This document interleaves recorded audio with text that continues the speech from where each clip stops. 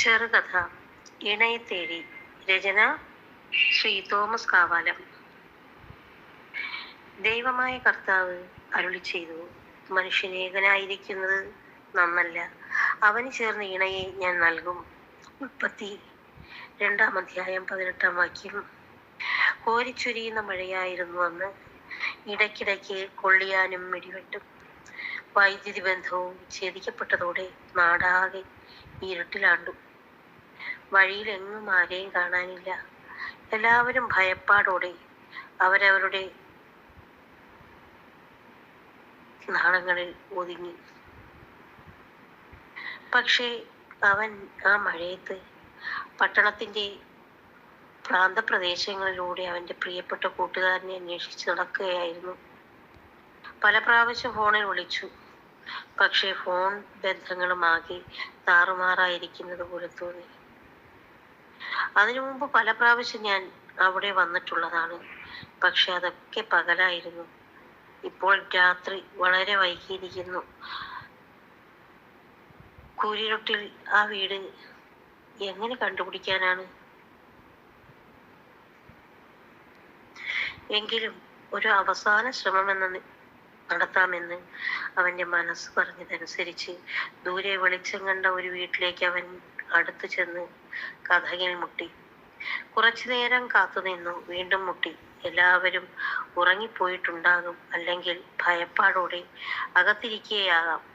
അന്തരീക്ഷം അത്രയ്ക്കും ഭീകരമായിരുന്നു. അവന്റെ മനസ്സ് മന്ത്രിച്ചു. അപ്പോൾ പെട്ടെന്ന് വാതിൽ നേരിയതായി തുറന്നു. വാതിൽപ്പഴുതിലൂടെ പുറത്തേക്ക് വന്ന വെളിച്ചം അവന്റെ മുഖത്ത് പതിച്ചു. പക്ഷേ അകത്തുനിന്ന രൂപം വ്യക്തമല്ലായിരുന്നു. എങ്കിലും അതൊരു സ്ത്രീയുടേതാണെന്ന് അവന് തോന്നി. ജോബിയുടെ വീടല്ലേ ഇത്? ആകാംക്ഷയോടെ അവൻ ചോദിച്ചു. ആരാ? എന്തിനാ ജോബി അന്വേഷിക്കുന്നത്? ജോബിയുടെ ആരാണ്? പതിഞ്ഞ സ്വരം കേട്ടപ്പോൾ ഏകദേശം 50 വയസ്സ് കഴിഞ്ഞ ഒരു സ്ത്രീയുടേതാണെന്ന് അവന് തോന്നി.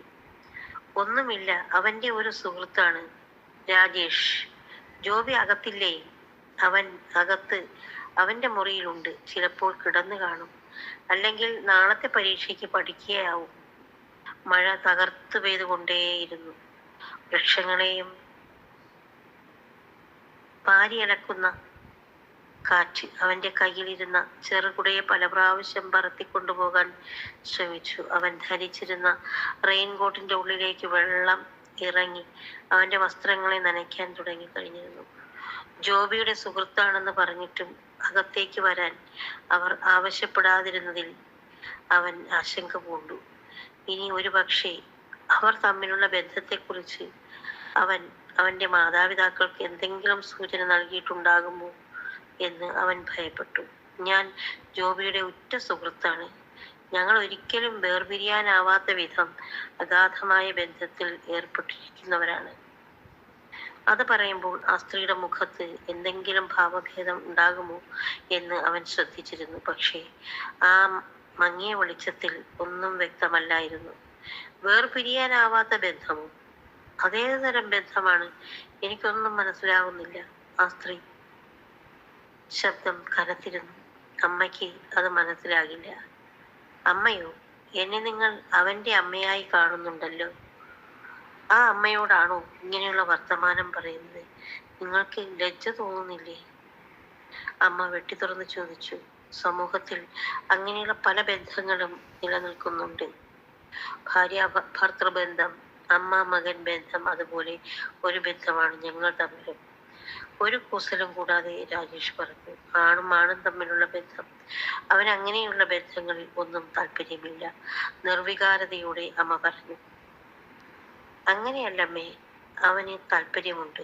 അവന്റെ സന്തോഷമല്ലേ അമ്മ ആഗ്രഹിക്കുന്നത്. പിന്നെ അമ്മ എന്തിനാണ് അതിന് തടസ്സം നിൽക്കുന്നത്?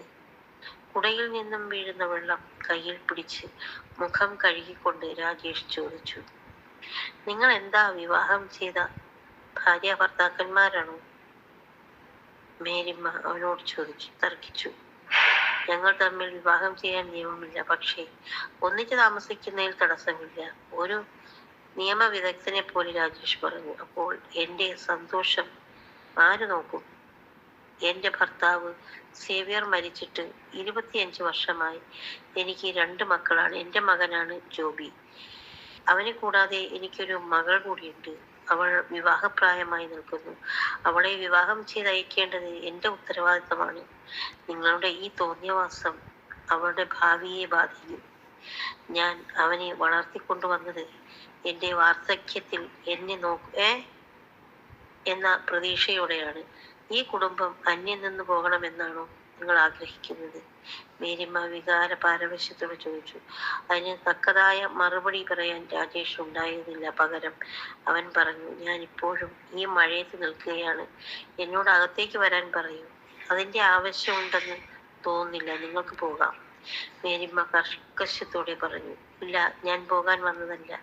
ഞാൻ ഇവിടെ ജോബിയോടൊപ്പം ചേരാൻ വന്നതാണ്. പെട്ടെന്ന് വീടിനകത്ത് ഒരു കാൽപ്പെരുമാറ്റം കേട്ടു. അകത്ത് പ്രകാശം വർദ്ധിച്ചു. വാതിൽ പൂർണ്ണമായി തുറന്നു. ജോബി അതിശയത്തോടു കൂടി പുറത്തേക്ക് നോക്കി വിളിച്ചു. എടാ രാജേഷ്, നീ എന്താ ഈ സമയത്ത്? നിനക്ക് വിളിച്ചിട്ട് വരാമായിരുന്നില്ലേ? എന്തിനാടാ നമുക്ക് തമ്മിൽ ഈ അകൽച്ച?